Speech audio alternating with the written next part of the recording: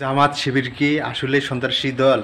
আসুন আমরা আল্লামা দিল হোসেন সাঈদীর কাছ থেকে শুনে আসি উনি জামাত শিবিরকে কতটুকু ভালোবাসছেন। তাহলে আসুন ভিডিওটি সম্পূর্ণ দেখে আসি। জামাত এবং শিবির অস্ত্রের মহড়ায় বিশ্বাস করে না। আমি আজকে শপথ করে বলছি, জামাত শিবিরের কোন সন্ত্রাসী, কোন বেআইনি অস্ত্রধারী যদি সরকার গ্রেফতার করতে পারেন, জামাত আর শিবির সেই ব্যক্তির জন্য কোন তদবির, কোন তাগিদা তদবির তারা গভর্নমেন্টের কাছে কোনো দিন করবে না। জামাত শিবিরের হাতে কোন সন্ত্রাসী নাই, আলহামদুলিল্লাহ বলে। আমার বন্ধুগণ, আজকে তারা জামাত শিবির বন্ধ করে বলছে। আসল সন্ত্রাসী কারা? রাশেদ খান গুলিবিদ্ধ হওয়ার পর শখানে গাড়ি ভাঙা হলো। গাড়ি ভাঙা হয় নাই? শখানে গাড়ি ভাঙা হলো। একদিকে রাশেদ খান মেননের গুলিবিদ্ধের পরে শখানে গাড়ি ভাঙা হলো। অন্য চিত্র দেখুন, অধ্যাপক গোলাম আজম।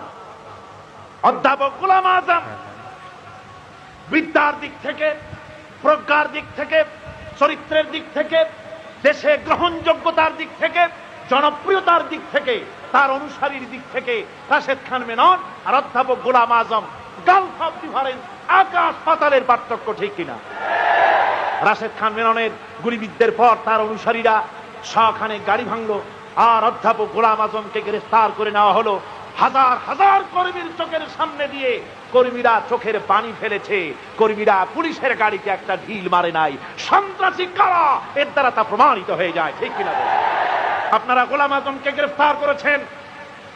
আমরা বলতে চাই, অধ্যাপক এই সিরাত মাহফিল থেকে বলতে চাই, অধ্যাপক গোলাম আজমের মতো একজন চরিত্রবান, একজন নেককার, আল্লাহর ওলি, তাকে আপনারা মুক্ত করে দেন, বেয়াদবি করবেন না।